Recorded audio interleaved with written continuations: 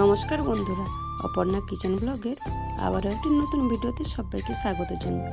বন্ধুরা কেমন আছেন? আশা করি ভালো আছেন, সুস্থ আছেন, যে যেখানে আছেন। তো দেখুন বন্ধুরা, আগেই দেখিয়েছিলাম যে বড় মাছ এনেছিল, তো তার আঁশগুলো রেখেছিলাম, বলেছিলাম যে একটা রেসিপি বানিয়ে দেখাবো আপনাদের। তো সেটাই আজকে শেয়ার করব আপনাদের সাথে। তো দেখুন, আঁশগুলো ভালো করে ধুয়ে রেখেছিলাম। তো দেখতেই পাচ্ছেন, এগুলোকে লবণ হলুদ মাখিয়ে নেব ভালো করে। দেখুন মাখিয়ে নিচ্ছি। তো এরপর গ্যাসের মধ্যে কড়াই বসিয়ে দিলাম। তো ওর মধ্যে তেল দিয়ে দেবো, সর্ষের তেল দিয়ে রান্নাটা করব। তাই কড়াইয়ের মধ্যে তেল দিয়ে দিলাম, তেলটা গরম হয়ে গেছে। তো ওর মধ্যে আঁশগুলো ভেজে নেব।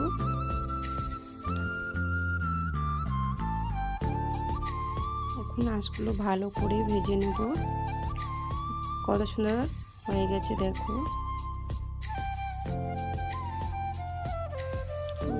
দেখুন বন্ধুরা, ঝরঝরে হয়ে গেছে। তো এরপর নামিয়ে নেব আঁশগুলো ভেজে নিয়ে।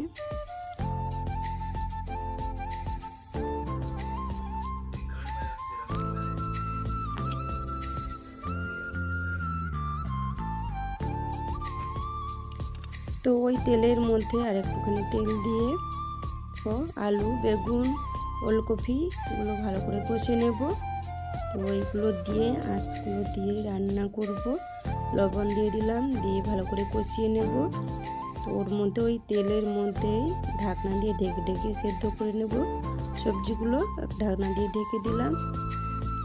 তো খাওয়ার পরে ভয়েসটা দিচ্ছি, কারণ এতদিন মাইক চলার জন্য গান হচ্ছে, ভয় দিতে পারছি না। তো সত্যি বলতে খুব সুন্দর লেগেছিল খেতে। তো আপনারা অবশ্যই বাড়িতে ট্রাই করতে পারেন, খুব ভালো লাগে। যারা খেতে পছন্দ করেন, কারা কারা পছন্দ করেন অবশ্যই কমেন্টে জানাবেন। তো আমার তো খুব ভালো লাগে, সেই জন্য রান্না করেছিলাম। দারুণ দারুণ লেগেছিল। তো দেখুন আঁশগুলো এবার একটা মিক্সি জারে করে ভালো করে করে নেব, ভেঙে নেব। দেখো এপাশে কষানো হতে থাক, আমি ওখানে দেখো ভেঙে নিয়েছি ছোট ছোট করে। তো আমার এদিকে আলু, কপি, বেগুন সেদ্ধ হয়ে গেছে, নামিয়ে নেব।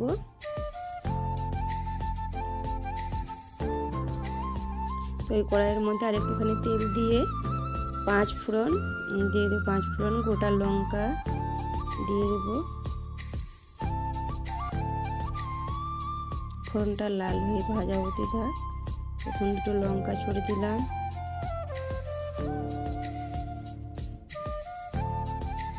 ফোড়নটা আমার ভাজা হয়ে গেছে। তোর মধ্যে পেঁয়াজ কুচিয়ে রেখেছিলাম দিয়ে দেব, দিয়ে ভালো করে কষে নেব। তো দেখুন বন্ধুরা, একা একা ভিডিও বানাতে তো অসুবিধা হয়, দেখতে পাচ্ছেন।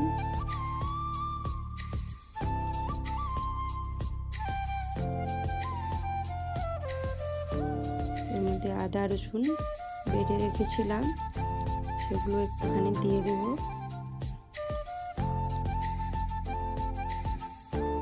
একসাথে বেটে রেখেছিলাম, দিয়ে ভালো করে কষে নেব। দিয়ে লবণ,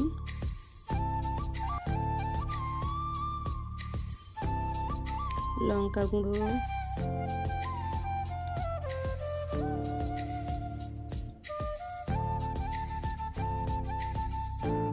দিয়ে ভালো করে কষে নেব।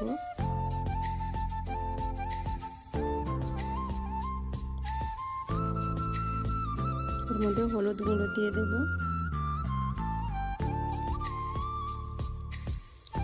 আবারও ভালো করে মশলাটা কষিয়ে নেব, সবগুলো মশলা দিয়ে একসাথে। তো টমেটো কেটে রেখেছিলাম, ওর মধ্যে দিয়ে দেব।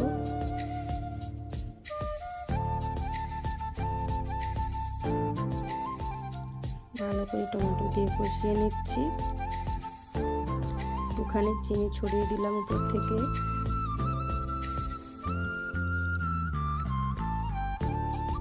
তো আয়েশা আপু, তুমি বারবার বলেছিলে দিদি কবে আঁশের রান্না আসবে, তো তোমার জন্য আজকে ওটা ছাড়লাম।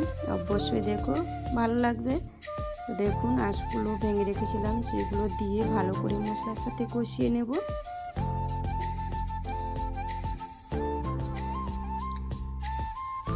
কষে রাখা সবজিগুলো দিয়ে আবারও ওই মশলার সাথে আঁশগুলো দিয়ে সবজি দিয়ে একসাথে আবারও একটুখানি কষে নেব। ওতে জল বেশি লাগবে না, উপর থেকে জিরা গুঁড়ো ছড়িয়ে দিলাম। ওতে জল বেশি দেব না, কারণ অলরেডি আমার সেদ্ধ হয়ে গেছে। দেখুন, দেখতেই পাচ্ছেন, দেখুন কত সুন্দর হয়েছে। দেখুন অল্প করে কাঁচি ধুয়ে জলটা দিয়ে দেব।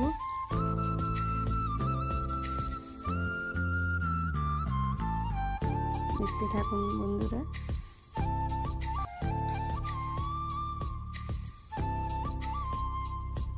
দেখুন কালারটা কত সুন্দর এসেছে। দেখুন এইভাবে রান্না করে খাবেন, সত্যিই ভালো লাগবে। রান্নাটা হয়ে গেছে, এবার তুলে নেব। দেখুন একটা কাঁচিতে তুলে নিচ্ছি। উপর থেকে ধনেপাতা ছড়িয়ে দিলাম। তো বন্ধুরা, রেসিপিটি কেমন লাগলো অবশ্যই লাইক কমেন্ট করে জানাবেন।